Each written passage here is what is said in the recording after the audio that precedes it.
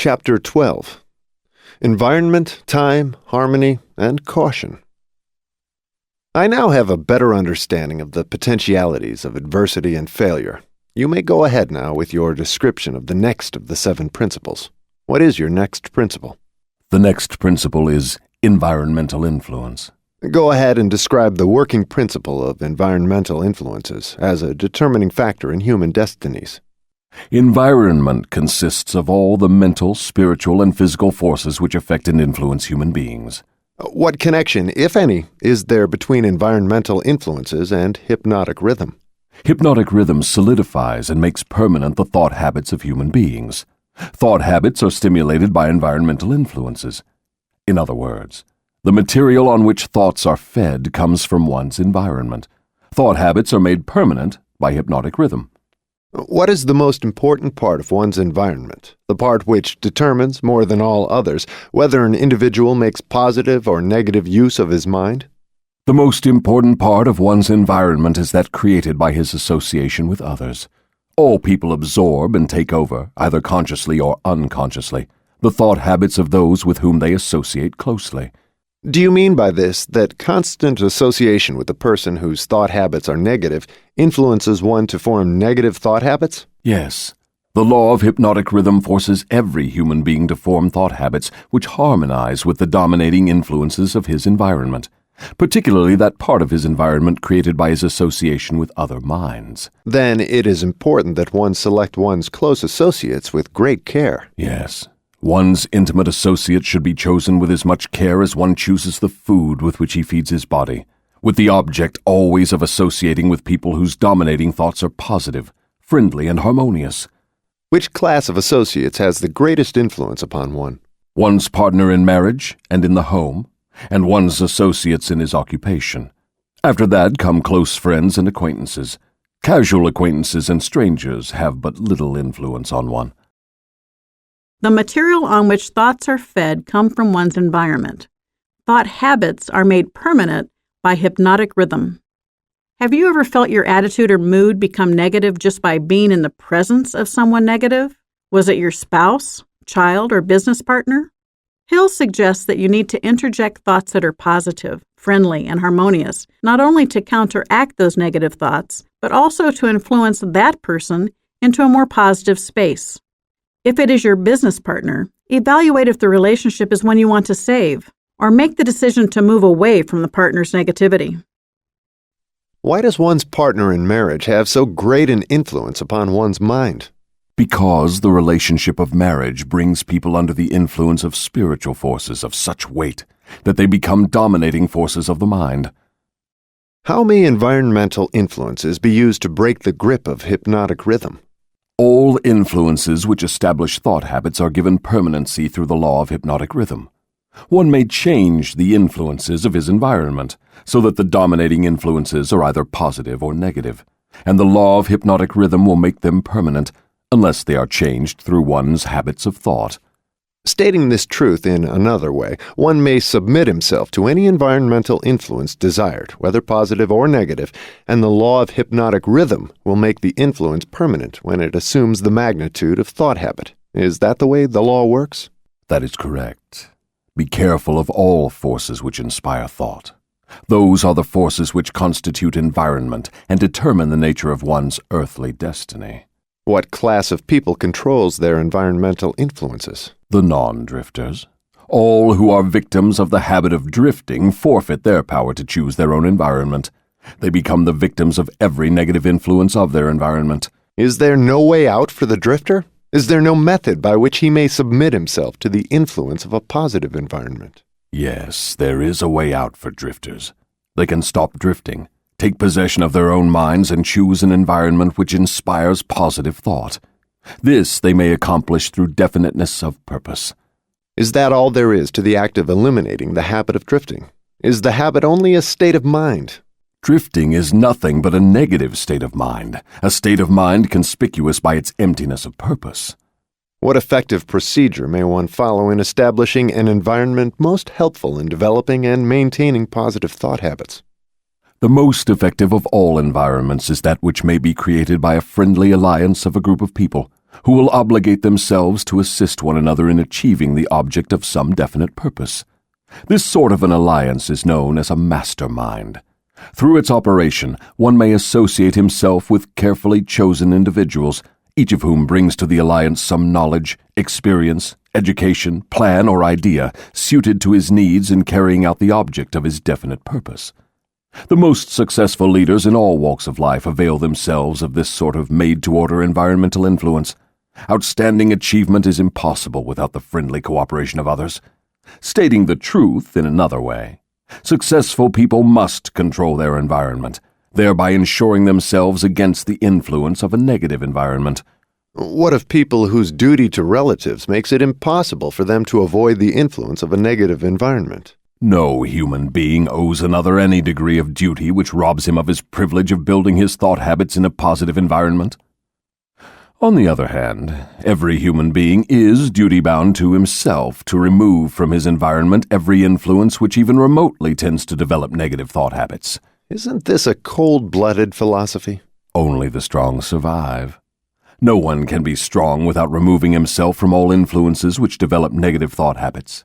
Negative thought habits result in the loss of the privilege of self-determination, no matter what or who may cause those habits.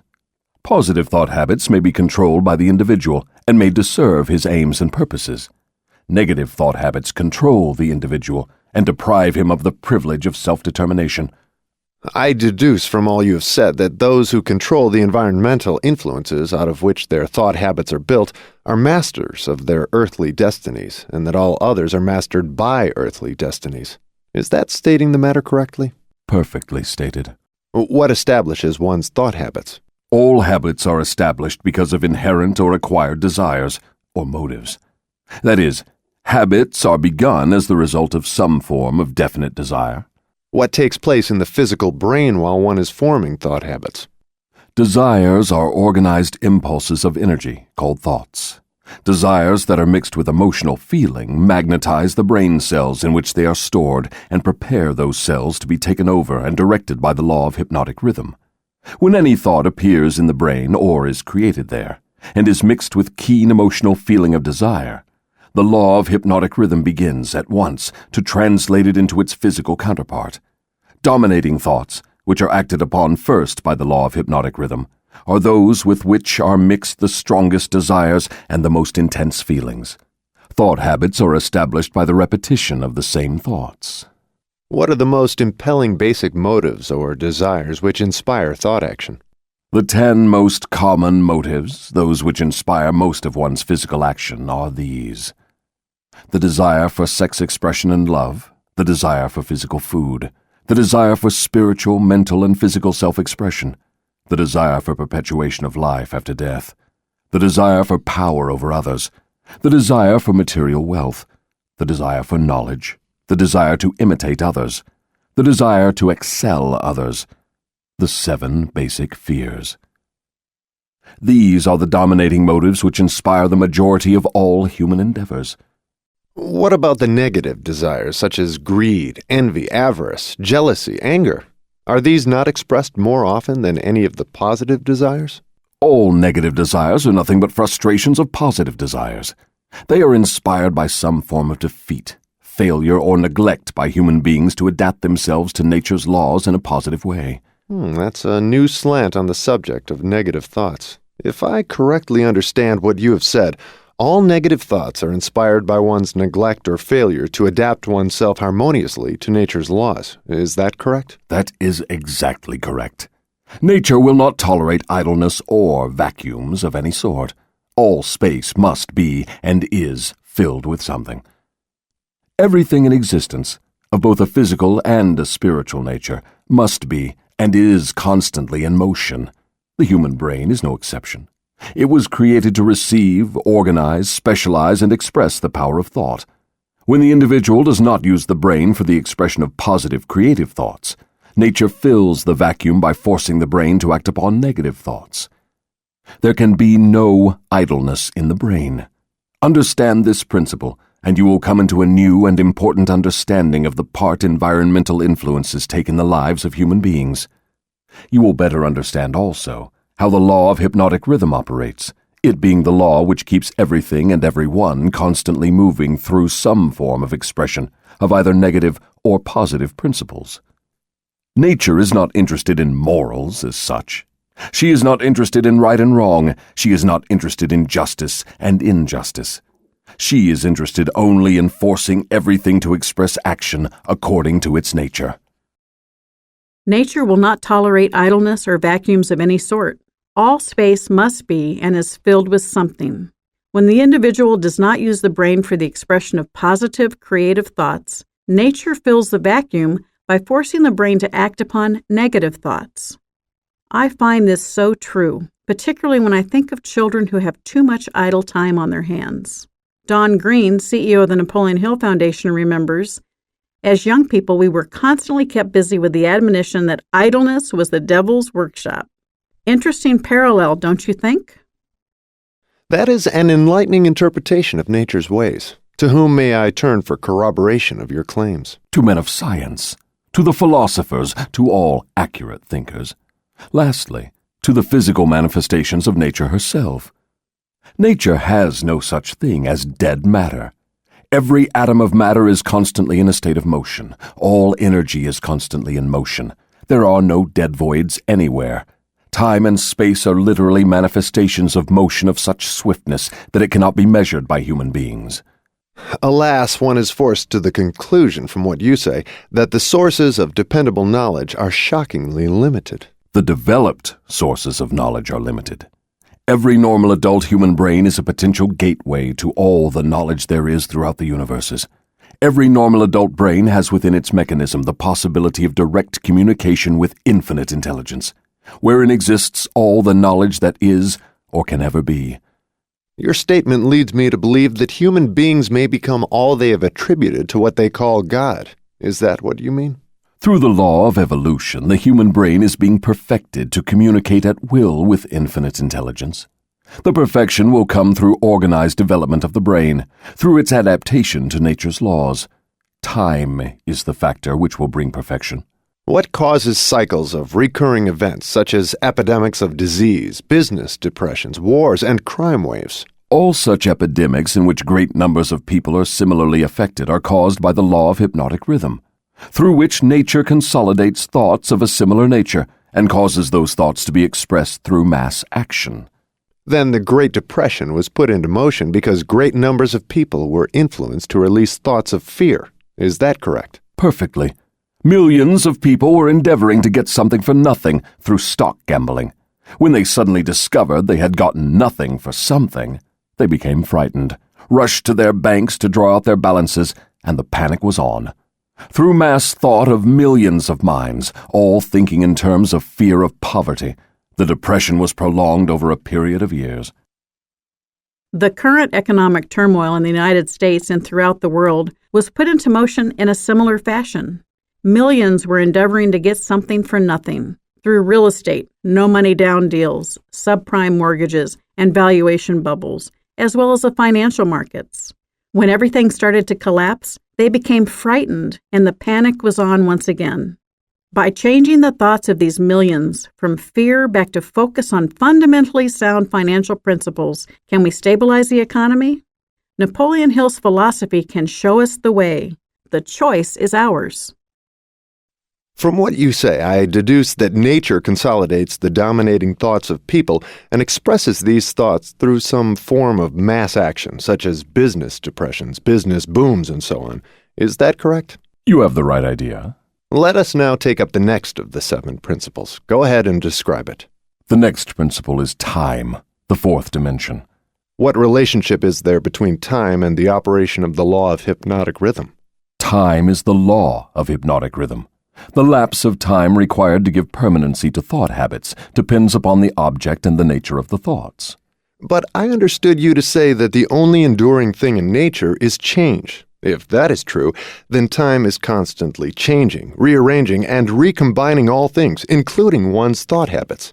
How then could the law of hypnotic rhythm give permanency to one's thought habits? Time divides all thought habits into 2 classes, negative thoughts and positive thoughts. One's individual thoughts are, of course, constantly changing and being recombined to suit the individual's desires. But thoughts do not change from negative to positive or vice versa, except through voluntary effort on the part of the individual. Time penalizes the individual for all negative thoughts and rewards him for all positive thoughts, according to the nature and purpose of the thoughts.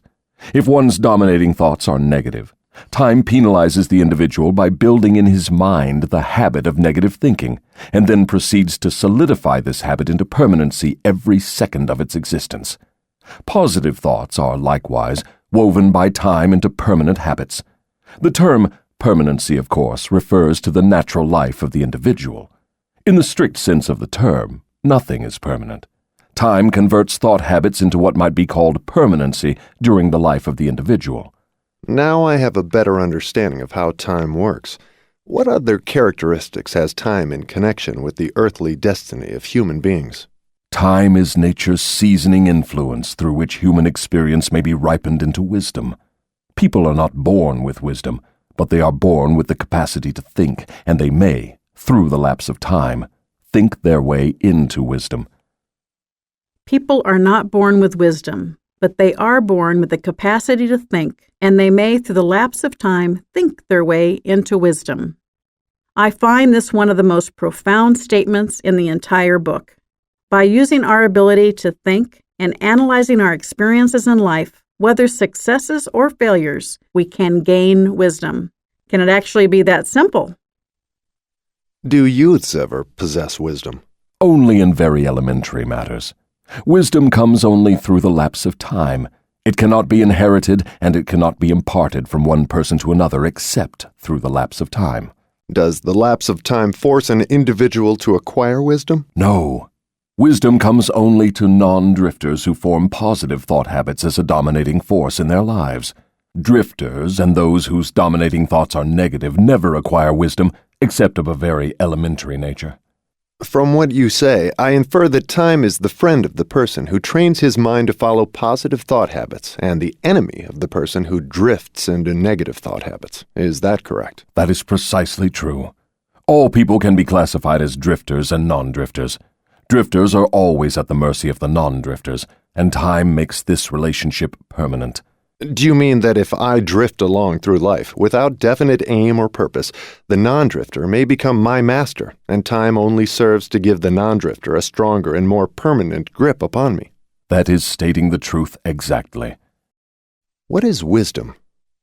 Wisdom is the ability to relate yourself to nature's laws so as to make them serve you, and the ability to relate yourself to other people so as to gain their harmonious, willing cooperation in helping you to make life yield whatever you demand of it. Then accumulated knowledge is not wisdom. Great heavens, no! If knowledge were wisdom, the achievements of science would not have been converted into implements of destruction. What is needed to convert knowledge into wisdom? Time, plus the desire for wisdom. Wisdom is never thrust upon one. It is acquired, if at all, by positive thinking, through voluntary effort. Is it safe for all people to have knowledge? It is never safe for anyone to have extensive knowledge without wisdom. What is the age at which most people who acquire wisdom begin to acquire it? The majority of people who acquire wisdom do so after they have passed the age of 40. Prior to that time, the majority of people are too busy gathering knowledge and organizing it into plans to spend any effort seeking wisdom. What circumstance of life is most apt to lead one to acquire wisdom? Adversity and failure.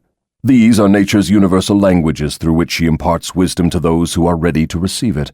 Do adversity and failure always bring wisdom? No, only to those who are ready for wisdom and have voluntarily sought it. What determines one's readiness to receive wisdom? Time and the nature of one's thought habits. Is newly acquired knowledge the same as time-tested knowledge? No. Knowledge tested through the lapse of time always is superior to that which has been newly acquired. Time gives to knowledge definiteness in both quality and quantity, and dependability. One can never be sure of knowledge that has not been tested. What is dependable knowledge? It is knowledge which harmonizes with natural law, which means that it is based upon positive thought. Does time modify and alter the values of knowledge? Yes, time modifies and alters all values. That which is accurate knowledge today may become null and void tomorrow because of time's rearrangement of facts and values. Time modifies all human relationships for better or for worse, depending upon the policy through which people relate themselves to one another. In the realm of thought, there is a time when it is proper to sow the seeds of thought, and there is a proper time to reap the harvest of those thoughts, the same as there is a time to sow and a time to reap from the soil of the earth. Without the proper measurement of time between the sowing and the reaping, nature modifies or withholds the rewards of the sowing. Go ahead now and describe the last two of the 7 principles. The next principle is harmony. Throughout nature, one may find evidences that all natural law moves in an orderly manner, through the law of harmony. Through the operation of this law, nature forces everything within the range of a given environment to become harmoniously related. Understand this truth, and you will catch a new and a more intriguing vision of the power of environment. You will understand why association with negative minds is fatal to those seeking self-determination. Do you mean that nature voluntarily forces human beings to harmonize with the influences of their environment? Yes, that is true. The law of hypnotic rhythm forces upon every living thing the dominating influences of the environment in which it exists. If nature forces human beings to take on the nature of the environment in which they live, what means of escape are available to people who find themselves in an environment of poverty and failure but desire to escape? They must change their environment or remain poverty-stricken. Nature permits no one to escape the influences of his environment. However, nature, in her abundance of wisdom, has given to every normal human being the privilege of establishing his own mental, spiritual, and physical environment. But once he establishes it, he must become a part of it. This is the inexorable working of the law of harmony. In a business association, for example, who establishes the dominating influence that determines the rhythm of the environment? The individual or individuals who think and act with definiteness of purpose. Is it as simple as that? Yes. Definiteness of purpose is the starting point from which an individual may establish his own environment. I do not seem to follow your reasoning. The entire world is torn with warfare and business depressions and other forms of strife which represent about everything except harmony. Nature does not seem to be forcing people to harmonize with one another. How do you explain this inconsistency? There is no inconsistency. The dominating influences of the world are, as you say, negative. Very well, nature is forcing human beings to harmonize with the dominating influences of the world environment.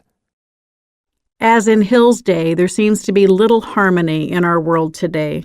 When you think of the current economy, the natural disasters, the military conflicts, the human devastation from disease and hunger, does harmony seem even attainable? Hill would say yes, even in the face of the horrible conditions of his time. While you and I may not be in control of harmony in our world, we can create harmony in our homes. Manifestations of harmony may be either positive or negative. For example, a group of men in prison may, and they generally do, think and act in a negative manner. But nature sees to it that the dominating influence of the prison is impressed upon every individual in it. A group of poverty-stricken people in a tenement house may fight among themselves and apparently resist all forms of harmony. But nature forces each of them to become a part of the dominating influence of the house in which they live. Harmony, in the sense it is here used, means that nature relates everything throughout the universes to every other thing of a similar nature. Negative influences are forced into association with one another, no matter where they may be. Positive influences are just as definitely forced into association with one another. I'm beginning to see why successful business leaders are so careful in the choice of their business associates. Men who succeed in any calling usually establish their own environment by surrounding themselves with people who think and act in terms of success. Is that the idea? That is the idea exactly. Observe, with profit, that the one thing all successful men insist upon is harmony among their business associates. Another trait of successful people is that they move with definiteness of purpose and insist upon their associates doing the same. Understand these two truths, and you understand the major difference between a Henry Ford and a day laborer. So the principle of harmony is a benefit to us when we surround ourselves with other successful people. Think of the people you work with. Are they supporting you or holding you back? Now, tell me about the last of the 7 principles. The last principle is caution. Next to the habit of drifting, The most dangerous human trait is the lack of caution. People drift into all sorts of hazardous circumstances because they do not exercise caution by planning the moves they make. The drifter always moves without exercising caution. He acts first and thinks later, if at all. He does not choose his friends. He drifts along and allows people to attach themselves to him on their own terms. He does not choose an occupation. He drifts through school and is glad to get the first job that will give him food and clothing. He invites people to cheat him at trade by neglecting to inform himself of the rules of trade. He invites illness by neglecting to inform himself of the rules of sound health. He invites poverty by neglecting to protect himself against the environmental influences of the poverty-stricken. He invites failure at every step he takes by neglecting to exercise the caution to observe what causes people to fail. He invites fear in all its forms by his lack of caution in examining the causes of fear. He fails in marriage because he neglects to use caution in his choice of a mate, and he uses still less caution in his methods of relating himself to her after marriage. He loses his friends or converts them into enemies by his lack of caution in relating himself to them on the proper basis. Are all people lacking in caution? No, only those who have acquired the habit of drifting. The non-drifter always uses caution. He carefully thinks his plans through before he begins them. He makes allowances for the human frailties of his associates and plans ahead to bridge them. If he sends a messenger on an important mission, he sends someone else to make sure the messenger does not neglect his mission. Then he checks on both of them to be sure his wishes have been fulfilled. He takes nothing for granted where caution provides a way to ensure his success. Isn't overcaution as detrimental as lack of caution? There is no such thing as overcaution. What you call overcaution is an expression of fear. Fear and caution are two entirely different things. Don't people mistake fear for overcaution? Yes, that does sometimes happen. But the majority of people create for themselves far more disastrous hazards by total lack of the habit of caution than by overcaution. In what way may caution be used most advantageously? In the selection of one's associates and in one's method of relating oneself to associates. The reason for this is obvious.